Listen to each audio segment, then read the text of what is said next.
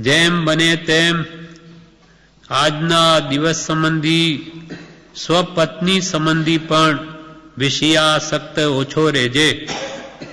કૃપાલદેવે કહ્યું, જેમ બને તેમ આજના દિવસ સંબંધી સ્વપત્ની સંબંધી પણ વિષયાસક્ત ઓછો રહેજે. એટલે પોતાની પત્ની પ્રત્યે પણ વિષયાસક્તિ ઘટાડવાનો ઉપદેશ છે. ગ્રસ્તાશ્રમ શા માટે છે?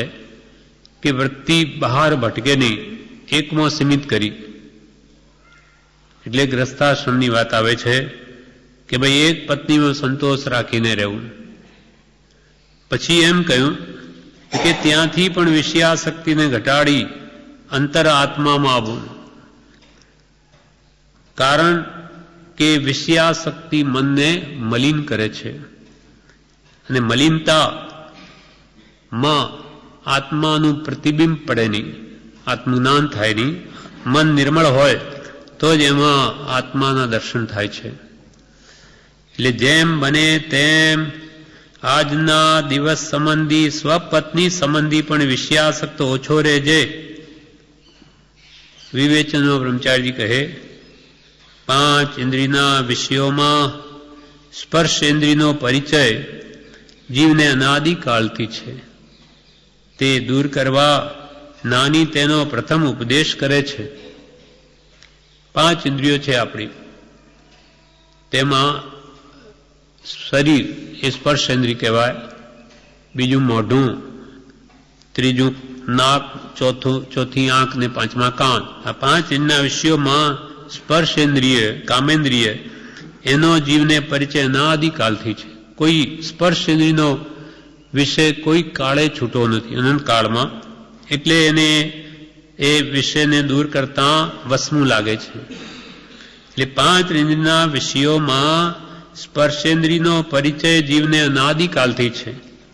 તે દૂર કરવા નાની તેનો પ્રથમ ઉપદેશ કરે છે. એટલે કૃપાલદેવે કહ્યું, એક વિષયને જીતતા જીત્યો સૌ સંસાર, નૃપતિ જીતતા જીતીએ દળપુરને અધિકાર. એક વિષય સ્પર્શેન્દ્રિયને જે જીતે તો જીત્યો સૌ સંસાર. કેવી રીતે? તો કે નૃપતિ જીતતા જીતીએ દલપુરને અધિકાર. નૃપતિ એટલે રાજા. રાજા જો જીતાઈ ગયો તેનું દલ, સેના, એનું પૂર, એનું નગર, એનો અધિકાર, સંપત્તિ બધી આપોઆપ જીતાઈ ગઈ.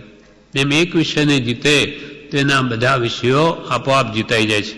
એટલે કે મૂળભૂત કામેન્દ્રિયને જીતો તો બધા વિષયો જીતાઈ જશે.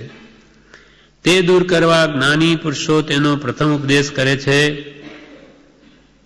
ઉપમિતિ ભાવ પ્રપંચમાં સ્પર્શનની વાત પહેલી આવે છે. એક વિષયને જીતતા જીત્યો સૌ સંસાર, પાત્ર થવા સેવો સદા બ્રહ્મચર્ય મતિમાન.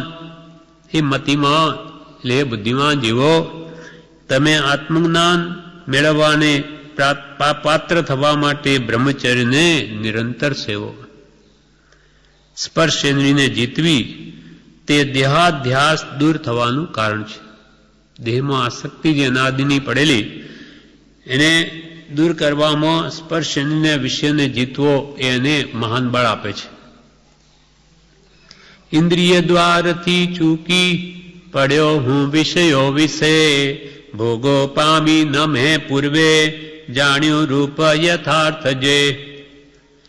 ઇન્દ્રિયરૂપી દ્વાર થી ચૂકી અને વિષયોમાં પડ્યો અને તેથી ભોગોમાં મનને રમાવાથી પૂર્વે મેં કોઈ કાળે મારું જે યથાર્થ આત્મ સ્વરૂપ છે તેને જાણ્યું જ નથી, ઓળખ્યું જ નથી. ઇન્દ્રિય દ્વારથી ચૂક્યો, ઇન્દ્રિય દ્વારથી ચૂકી પડ્યો હું વિષયો વિશે, ભોગો પામી ન મેં પૂર્વે જાણ્યું રૂપ યથાર્થ જે. મારું જે યથાર્થ આત્મ સ્વરૂપ તે આ ભોગોમાં વૃત્તિ પડી જવાથી આજ દિવસ સુધી જાણી શક્યો નથી. અને હજુ પણ આ ભોગોનો ત્યાગ કરી અને સ્વરૂપ સ્મૃતિ કે સ્વરૂપ પ્રાપ્તિનો પ્રસાર ન કરે તો કોઈ કાળે પણ જીવનો ઉદ્ધાર થાય નહીં. આ પ્રમાણે 85 વાક્યો આજે આપણે વાંચ્યા. વિશેષ આગળ આવતીકાલ લઈશું.